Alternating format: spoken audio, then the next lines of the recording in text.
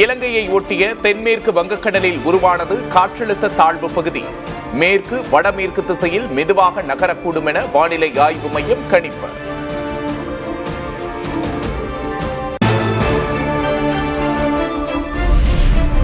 தமிழகத்தில் 4 மாவட்டங்களுக்கு இன்று ஆரஞ்ச் எச்சரிக்கை.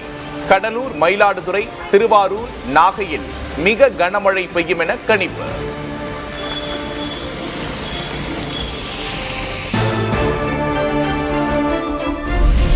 சென்னையில் இன்று இடி மின்னலுடன் மிதமான மழை பெய்யும்.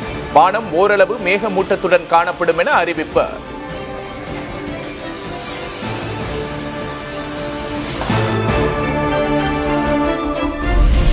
நாளை 6 மாவட்டங்களுக்கு மிக கனமழைக்கான ஆரஞ்ச் அலர்ட். சென்னை உட்பட 9 மாவட்டங்களில் கனமழை பெய்யும் என வானிலை ஆய்வு மையம் எச்சரிக்கை.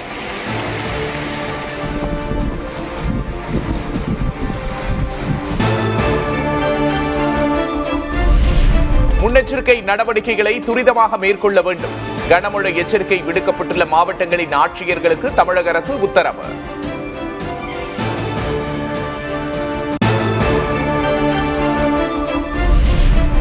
மண்டல பூஜைக்காக சபரிமலை ஐயப்பன் கோவில் நடை இன்று திறப்பு. தினமும் 90,000 பக்தர்கள் சுவாமி தரிசனம் செய்ய ஏற்பாடு.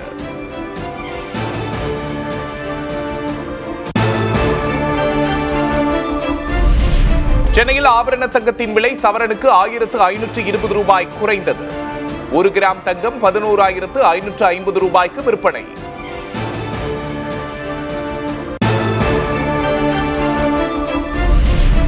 நாமக்கல்லில் முட்டை பண்ணை கொள்முதல் விலை வரலாறு காணாத அளவு உயர்வு.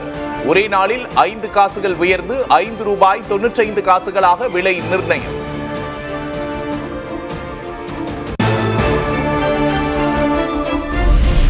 காங்கிரஸ் கட்சியை இனி யாராலும் காப்பாற்றவே முடியாது என பிரதமர் மோடி பேச்சு.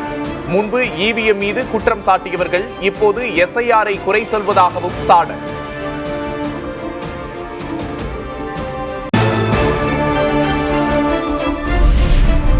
காங்கிரஸ் தலைவர் மல்லிகார்ஜுன் கார்கேவுடன் ராகுல் காந்தி ஆலோசனை. பீகார் தேர்தல் முடிவுகள் குறித்து விவாதித்ததாக தகவல்.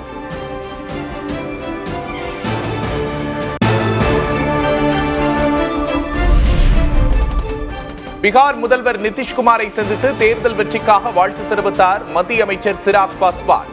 துணை முதல்வர் பதவியை பெறுவது குறித்தும் பேசியதாக தகவல்.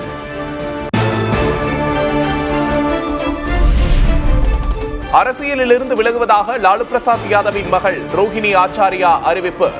குடும்பத்தை விட்டு விலகி இருக்க முடிவு செய்யப்பட்டிருப்பதாகவும் எக்ஸ் தளத்தில் பதிவு.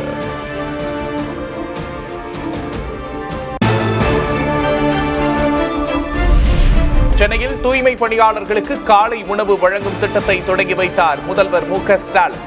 தூய்மை பணியாளர்களுக்கு தேவையான உதவிகளை அரசு நிச்சயம் செய்து தரும் என உறுதி.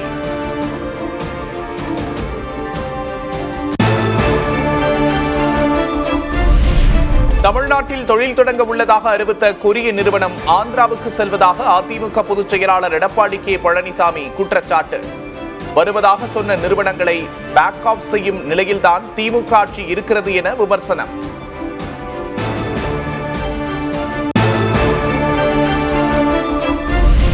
மாநிலத்தின் வளர்ச்சிக்கு கடின உழைப்பை வழங்கும் தொழிலாளர்களை அவமதிப்பது நல்லதல்ல. தொழில் முதலீடு தொடர்பான எதிர்க்கட்சித் தலைவரின் குற்றச்சாட்டுக்கு அமைச்சர் டி.ஆர்.பி. ராஜா பதில்.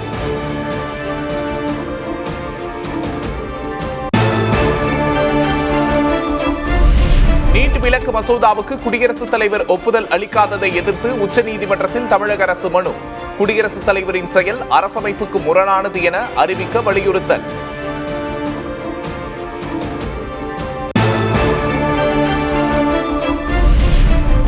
தமிழகத்தில் 5,90,00,000 எஸ்ஐஆர் படிவங்கள் விநியோகம் செய்யப்பட்டிருப்பதாக தேர்தல் ஆணையம் தகவல்.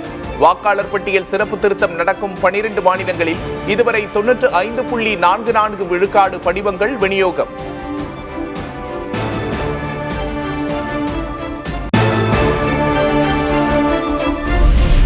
எஸ்ஐஆர் பணிகளை தடுத்து நிறுத்துவதற்கான நடவடிக்கைகளை திமுக மேற்கொண்டு வருவதாக குற்றச்சாட்டு.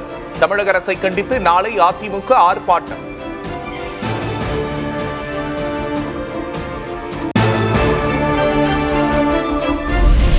தமிழகத்தில் எஸ்ஐஆர் பணிகள் முறையாக நடைபெற்று வருகின்றன. எதிர்க்கட்சித் தலைவர் எடப்பாடி கே பழனிசாமியின் குற்றச்சாட்டுக்கு அமைச்சர் கே என் நேரு விளக்கம்.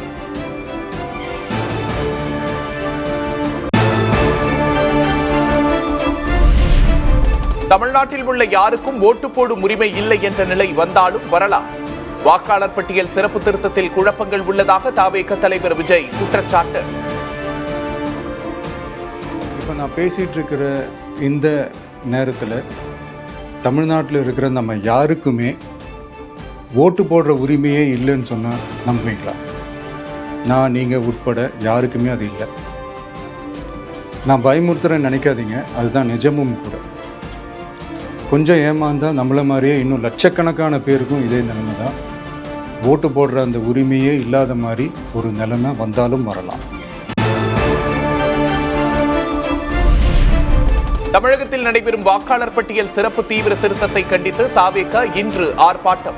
முதல்வர் ஸ்டாலினுக்கு விஜய் ஆதரவாக இருக்கிறாரா என தமிழக பாஜக தலைவர் நயினார் நாகேந்திரன் கேள்வி.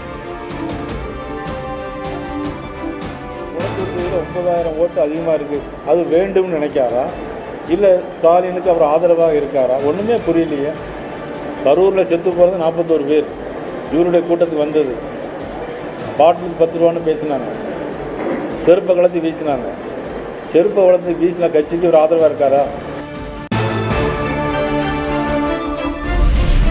ரத்த நாளம் போன்றது ஆறுகள், அதில் அணை கட்டுவது ஸ்டோக்குக்கு ஒப்பானது. கர்நாடகாவின் மேகதாது அணை குறித்து தண்ணீர் மாநாட்டில் சீமான் பேச்சு.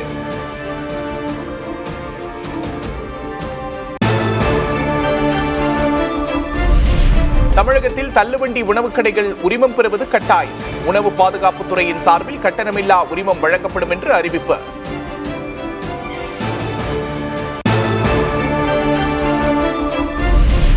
டெல்லியில் கார் குண்டுவெடிப்பு நிகழ்ந்தபோது அருகே இருந்த மெட்ரோ ரயில் நிலையத்திற்குள் ஏற்பட்ட அதிர்வு.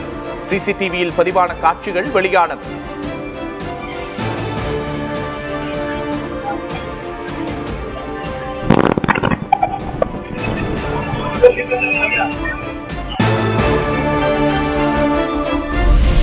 அமெரிக்காவில் உணவுப் பொருட்கள் விலையேற்றத்தால் மக்கள் கடும் அவதி. கடும் எதிர்ப்பை அடுத்து 200 பொருட்களுக்கு இறக்குமதி வரியை ரத்து செய்தார் அதிபர் டிரம்ப்.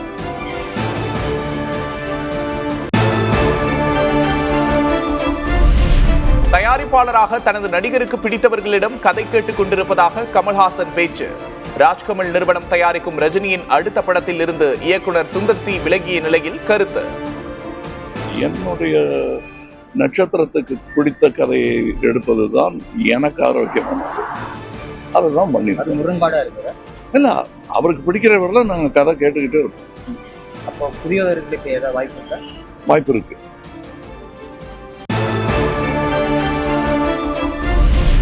ஐபிஎல் தொடரில் சஞ்சு சாம்சனை வாங்கியது சென்னை சூப்பர் கிங்ஸ் அணி. ராஜஸ்தான் அணிக்கு ரவீந்திர ஜடேஜாவை வழங்கியது சிஎஸ்கே. சென்னை சூப்பர் கிங்ஸ் அணியிலிருந்து பத்திரானா விடுவிப்பு.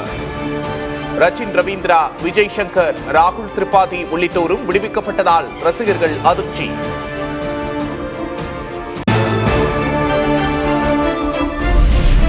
இந்திய அணிக்கு எதிரான முதலாவது டெஸ்ட் கிரிக்கெட் போட்டி. இரண்டாவது இன்னிங்ஸில் தென்னாப்பிரிக்கா அணி திணறல்.